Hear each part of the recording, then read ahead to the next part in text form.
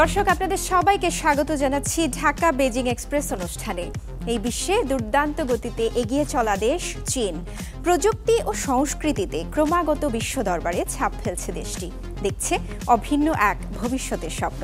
বাংলাদেশের সাথে চীনের বন্ধুত্বের পথ চলা 5 দশকের দুই দেশের দ্বিপাক্ষিক সম্পর্কের নানা খাতে এগিয়ে চলার গল্প বলবো আমরা, তুলে ধরব সংস্কৃতির নানা দিক।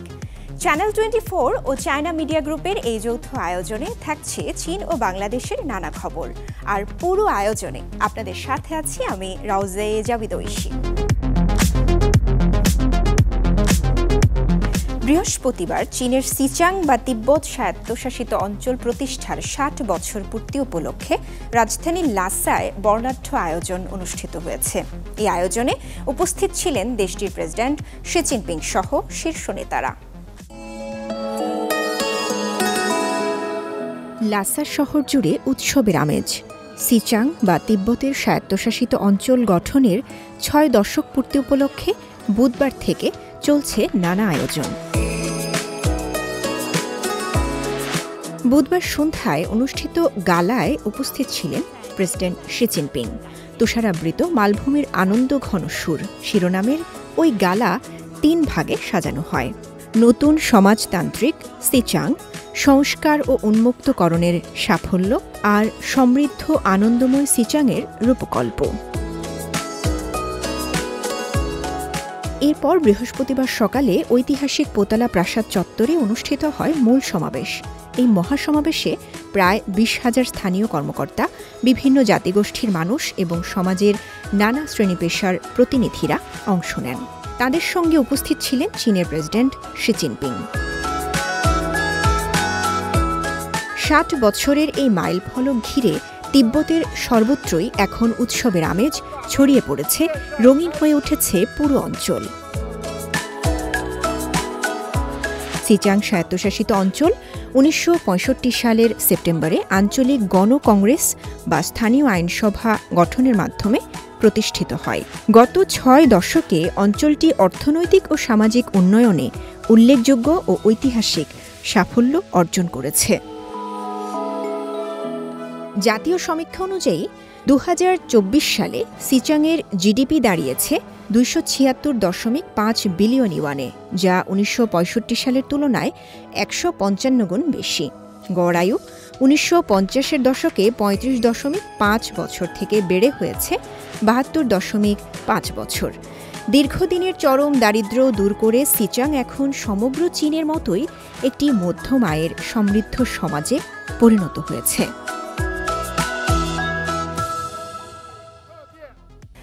এই বছর চীন ও বাংলাদেশের কূটনৈতিক সম্পর্কের 50 বছর পূর্তি উদযাপিত হচ্ছে। চীন ও বাংলাদেশের সহযোগিতামূলক কার্যক্রম চলছে এবং স্বাস্থ্য খাতে আপনারা জানেন যে এরই মধ্যে কার্যক্রম শুরু হয়েছে এবং বেশ কিছু কাজ কিন্তু হয়েছে এবং বেড়েছে অনেক কার্যক্রম। সম্প্রতি ঢাকায় একটি এক্সপোতে চীন থেকে আসা বেশ কিছু নামিদামি হাসপাতালের প্রতিনিধিরা সিএমজি বাংলাকে জানিয়েছেন তারা বাংলাদেশে বিভিন্ন কার্যক্রম পরিচালনা করতে চান। স্বাস্থ্য খাতভিত্তিক যেই ধরনের সহযোগিতা আছে তারা সেটি করতে চান। হাসপাতাল স্থাপন, চিকিৎসকদের প্রশিক্ষণ সহ তারা বিভিন্ন বিষয়ে আগ্রহী। চীনা দূতাবাসও একই কথা জানিয়েছে। এই সংক্রান্ত একটি রিপোর্ট আছে আমার হাতে, দর্শক চলুন সেটি একটু দেখে নিই।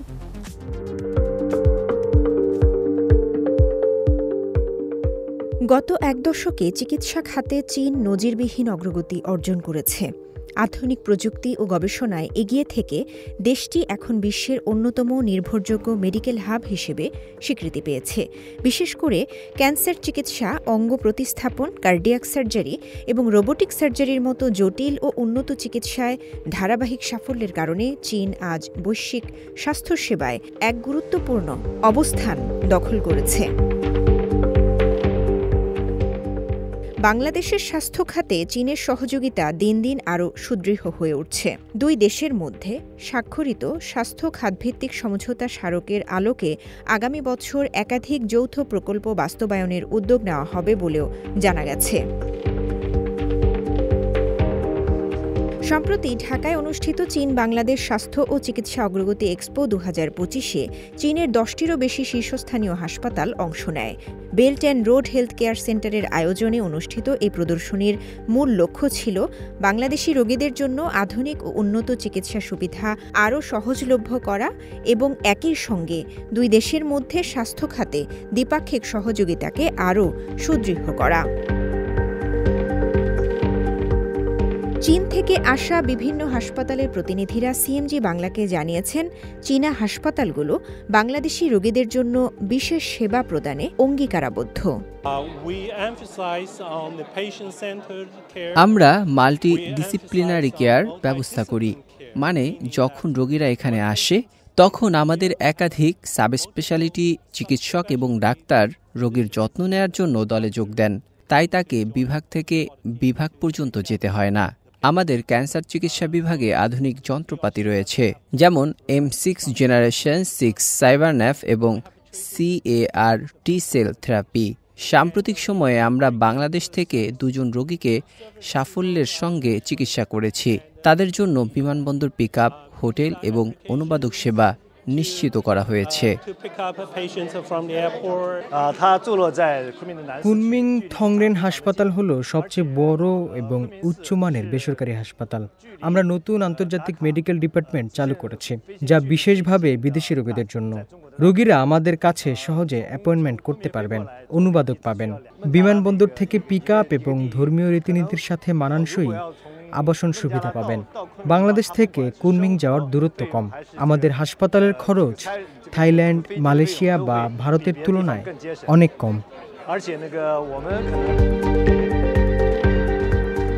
চীনা হাসপাতালগুলো বলছে, তারা বাংলাদেশে বিশেষজ্ঞ ডাক্তার পাঠানো, হাসপাতাল স্থাপন এবং চিকিৎসকদের উন্নত প্রশিক্ষণে সহযোগিতা বাড়াতে চায়। আমাদের 15টি আন্তর্জাতিক অফিস আছে। এসবের মাধ্যমে আমরা রোগীদের আরও ঘনিষ্ঠ এবং নির্ভরযোগ্য সেবা দিতে পারি। ভবিষ্যতে আমরা প্রযুক্তিগত বিনিময় এবং স্বাস্থ্যসেবা প্রদানে বাংলাদেশে বিশেষজ্ঞ ডাক্তার পাঠাতে চাই। বাংলাদেশের স্বাস্থ্য খাতকে সহযোগিতা করতে চায় চীন এবং দুই দেশের এই বিষয় নিয়ে অনেক কাজের প্রচুর সম্ভাবনা রয়েছে বলে জানান চীনা রাষ্ট্রদূত। আমরা সবাই জানি চীন বাংলাদেশের অন্যতম সেরা বন্ধু। বাংলাদেশের মানুষের স্বাস্থ্যসেবা উন্নয়নে চীন একটি বড় ভূমিকা নিতে চায়। এজন্যই আমরা সাহায্যের হাত বাড়িয়ে দিতে চাই এবং আরও সহযোগিতামূলক কাজ করতে চাই। আমরা চাই আরও বেশি বাংলাদেশি রোগী উন্নত চিকিৎসার জন্য চীনে গিয়ে চিকিৎসা গ্রহণ করুক। পাশাপাশি আমরা বাংলাদেশে যৌথভাবে হাসপাতাল স্থাপনেও আগ্রহী। আমাদের সহযোগিতা কেবল একটি হাসপাতাল পর্যন্তই সীমাবদ্ধ নয়। এ কারণেই এতগুলো চীনা হাসপাতাল এবং প্রতিষ্ঠান এখানে এসেছে আলোচনা করতে। আমাদের সহযোগিতা পুরো বাংলাদেশের স্বাস্থ্য খাতকে অন্তর্ভুক্ত করবে।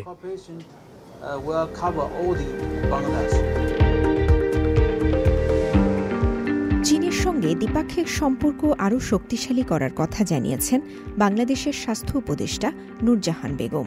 Bangladesh is committed to deepening further the bilateral relation with China.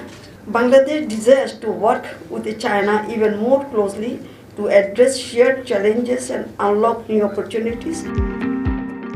উপদেষ্টা আরও বলেছেন, স্বাস্থ্য খাতে বিনিয়োগ মানসম্মত উন্নয়নে গুরুত্বপূর্ণ ভূমিকা রাখে এবং উন্নত স্বাস্থ্যসেবা অর্থনৈতিক প্রবৃদ্ধিকে ত্বরান্বিত করে।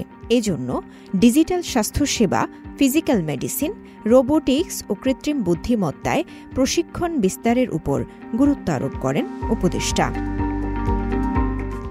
চীনা বিজ্ঞানীরা প্রথমবারের মতো পরবর্তী প্রজন্মের চন্দ্র রেট্রো রিফ্লেক্টর NGLR-1 থেকে প্রতিধ্বনি সংকেত শনাক্ত করতে সক্ষম হয়েছেন। দক্ষিণ চীনের কোয়াংতং প্রদেশের সুনিয়াতসেন বিশ্ববিদ্যালয়ের থিয়ানচিন লেজার রেঞ্জিং স্টেশনের গবেষকরা এই প্রতিধ্বনি সংকেত শনাক্ত করেন। বিশেষজ্ঞদের মতে এই অগ্রগতি ভবিষ্যতে চাঁদের গবেষণায় নতুন দিগন্ত উন্মোচন করবে এবং 2035 সালের মধ্যে পৃথিবীর কক্ষপথে 3টি বিশেষায়িত উপগ্রহ স্থাপন সম্ভব হবে বলে আশা করছেন তারা। চীনের কোয়াংতং প্রদেশের চুহাই শহরের সুন ইয়াতসেন বিশ্ববিদ্যালয়ের থিয়ানচিং লেজার রেঞ্জিং স্টেশনের বিজ্ঞানীরা NGLR-1 থেকে লেজার প্রতিধ্বনির সংকেত শনাক্ত করেছেন। সেই সাথে রেট্রো রিফ্লেক্টর থেকে 38টি দূরত্ব পরিমাপ সফলভাবে অর্জন করেছেন, যা রেঞ্জিং পরীক্ষার সাফল্যকে তুলে ধরে। ফ্রান্স, জার্মানি এবং মার্কিন যুক্তরাষ্ট্রের পর চীন এই ধরনের পরিমাপ অর্জনকারী চতুর্থ দেশ। গত শতাব্দীতে মার্কিন যুক্তরাষ্ট্র এবং সোভিয়েত ইউনিয়ন চন্দ্র পরিমাপের জন্য চাঁদে 5টি লেজার প্রতিফলক অ্যারে স্থাপন করেছিল। ভূমিভিত্তিক পর্যবেক্ষণাগার ব্যবহার করে আমরা চন্দ্রপৃষ্ঠে স্থাপিত রেট্রো রিফ্লেক্টরে লেজার পালস পাঠিয়েছি। এই লেজার পালসের রাউন্ড ট্রিপ সময় সঠিকভাবে পরিমাপ করে, যার মাধ্যমে আমরা পৃথিবী এবং চাঁদের মধ্যে দূরত্ব নির্ধারণ করতে পারি। আমরা যে তথ্য সংগ্রহ করেছি তা সাধারণত আপেক্ষিকতা এবং মহাকর্ষীয় তত্ত্ব, চন্দ্র পদার্থবিদ্যা এবং পৃথিবী চাঁদ ব্যবস্থার গতিশীল বিবর্তন পরীক্ষা করার জন্য গুরুত্বপূর্ণ নতুন তথ্য প্রদান করবে। এই অর্জন থিয়ানচিং প্রকল্পের অগ্রগতির অংশ, যা 2014 সালে প্রস্তাবিত মহাকর্ষীয় তরঙ্গ শনাক্তকরণ প্রকল্প। এটি 2035 সালের মধ্যে পৃথিবীর কক্ষপথে 3টি উপগ্রহ স্থাপন করবে বলে আশা করা হচ্ছে। চীনের ঐতিহাসিক সম্পদের সমৃদ্ধ শহরগুলোতে সংস্কার ও নগরায়ন প্রক্রিয়া শুরু হয়েছে। সাংস্কৃতিক ও পর্যটন খাতের উন্নয়নের লক্ষ্যে পুরনো স্থাপনা, বিশেষ করে বিশিষ্ট ব্যক্তিদের প্রাক্তন বাসভবনগুলোকে পুনর্নির্মাণ ও সংরক্ষণের উদ্যোগ নেওয়া হয়েছে। এই প্রচেষ্টার অংশ হিসেবে চীনা কর্তৃপক্ষ পাঠ্যপুস্তকের ধাঁচে নাট্য পরিবেশনার কার্যক্রম চালু করেছে, যাতে শিক্ষার্থী ও দর্শনার্থীদের কাছে ইতিহাসকে আরও জীবন্ত ও আকর্ষণীয়ভাবে উপস্থাপন করা যায়। পূর্ব চীনের সান্তং প্রদেশের ছিংতাও শহরের সিনান জেলার চীনা রাজনৈতিক চিন্তাবিদ এবং সংস্কারক খাং ইউয়ের বাসস্থানে স্থানীয় কর্তৃপক্ষ প্রাসঙ্গিক পাঠ্যপুস্তকের আদলে নাটক পরিবেশনা কার্যক্রম চালু করেছে, যাতে শিক্ষার্থী ও দর্শনার্থীদের কাছে চীনা ইতিহাস আরও ভালোভাবে উপস্থাপন করা যায়। নগর পুনর্বাসন এবং ঐতিহাসিক জেলা সংরক্ষণ প্রচেষ্টার ক্রমাগত অগ্রগতির সাথে সাথে 5টি পুরনো বাসস্থান সংস্কার করেছি। পরবর্তীতে আমরা নগর পুনঃসংস্কার এবং সেলিব্রিটিদের অব্যবহৃত বাসস্থানগুলির সুরক্ষা এবং ব্যবহার জোরদার করব। সেগুলিকে আমরা জীবন্ত করে তুলব। দক্ষিণ পশ্চিম চীনের পৌরসভার স্থানীয় কর্তৃপক্ষ, চীনা দেশপ্রেমিক এবং চীনা ডেমোক্রেটিক লীগের অন্যতম প্রতিষ্ঠাতা শেন চুয়ানরোর বাসভবনকে সকল দর্শনার্থীদের জন্য স্থানীয় ইতিহাস ও সংস্কৃতি প্রচারের জন্য একটি অভ্যর্থনা কক্ষ হিসেবে সংস্কার করেছে। পরবর্তী ধাপে এই অঞ্চলে সেলিব্রিটিদের পদচিহ্নের আদলে একটি ভ্রমণ রুটও চালু করা হবে, যা পুরনো এই বাসভবনটিকে এই অঞ্চলের সাংস্কৃতিক স্মৃতিগুলির মধ্যে সংযুক্ত করবে।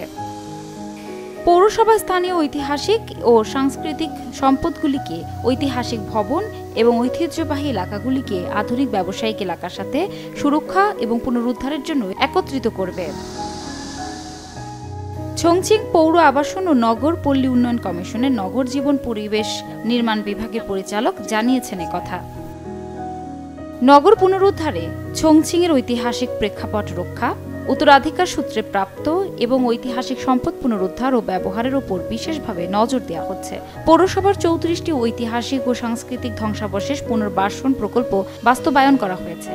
কার্যকরী প্রতিস্থাপন এবং ব্যবসায়িক ইমপ্ল্যান্টেশনের সাথে সুরক্ষা এবং মেরামত করে পুরনো ভবনগুলিকে নতুন করে প্রাণশক্তি এবং পুরনো পাড়াগুলিকে নতুনত্ব দিয়েছে, যা মানুষের মাঝে পুরনো স্থানে নতুন করে মূল্য তৈরি করবে।